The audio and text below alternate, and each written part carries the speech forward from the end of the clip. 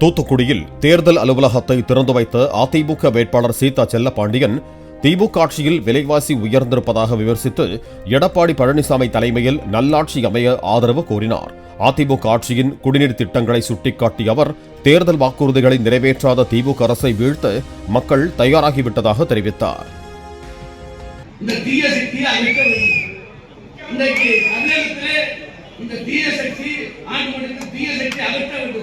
அன்றைக்கு நம்முடைய இயக்கத்துடைய காவலர் இயக்கத்தை ஆரம்பித்த நம்முடைய புரட்சித் தலைவர் எம்ஜிஆர் அவர்கள் இது தீய சக்தி என்று அன்றைக்கே அடையாளம் கண்டார்கள். ஆக அந்த அடிப்படையில் இந்த தீய சக்தி இந்த தமிழகத்திலே பரவி இன்றைக்கு தூத்துக்குடி வரை இந்த தீய சக்தி எங்கும் கொண்டிருக்கின்றது. இதை அகற்ற வேண்டும். ஒரு நல்லாட்சி தர வேண்டுமானால் அது எடப்பாடியார் ஒருவரால் தான் நல்லாட்சி தர முடியும். அது எந்த மாற்று கருத்தும் கிடையாது.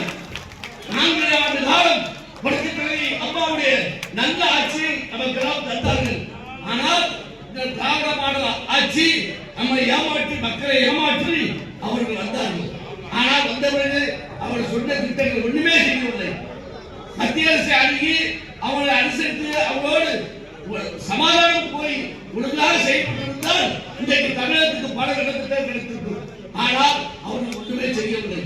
இன்றைக்கு நாம் அனைத்து இந்திய அண்ணா திராவிட முன்னேற்ற கழகம் தான் இன்றைக்கு தூத்துக்குடியிலே அனைத்து திட்டங்களும் கொண்டு வந்தது. முக்கியமான பிரச்சனை குடிநீர் பிரச்சனை. இந்த குடிநீர் பிரச்சனையை தீர்த்து வைத்தது அனைத்து இந்திய அண்ணா திராவிட முன்னேற்ற கழகம். முதலாவது பைப்லைன் திட்டம் கொண்டு வந்தது நம்முடைய மலையாள மக்கள் நீர்நாடு மாவட்ட தலைவர் ஐயா புருஷ் பராந்தஸ். அதுக்கு அடுத்தாற்போல் 2வது பைப்லைன் திட்டம் கொண்டு வந்தது புரட்சித் தலைவர் எம்ஜிஆர். 3வது பைப்லைன் திட்டம் கொண்டு வந்தது புரட்சித் தலைவர் அம்மா.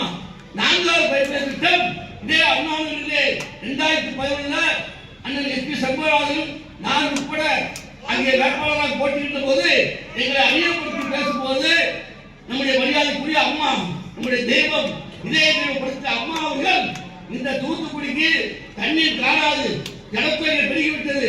ஆகவே 4வது பைப்லைன் திட்டம் நாங்கள் ஆட்சிக்கு வந்தால் கொண்டு வருவோம் என்று கூறினார்கள். அதன் அடிப்படையில் 300 கோடி ரூபாய் கொடுத்து 4வது பைப்லைன் திட்டம் கொடுத்து இன்னைக்கு 2 வாரத்துக்கு ஒரு முறை தண்ணீர் விட்டு கொண்டிருக்கிறது என்றால் அதுக்கு அனைத்து அண்ணா திராவிட முன்னேற்ற கழகம் தான், வேறு யாரும் இல்லை. இன்னைக்கு அந்த எதிர்கட்சி வேட்பாளர் நான் கேட்கிறேன், நேற்று கூட அந்த அம்மா சொல்லிருக்கு எங்க அம்மாவை பத்தி பேசுறாங்க. அவர் நம்ம என்ன பேசுறோம், உள்ளாதாரமா பேசுறோம். நீ என்ன செஞ்சீங்க?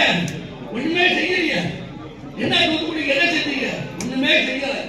நான் தான் சொன்னேன், நீங்க 5 வருஷம் 2 வருடம் அவசராதீங்க. நீ என்ன பண்ணிய சொல்லுங்க.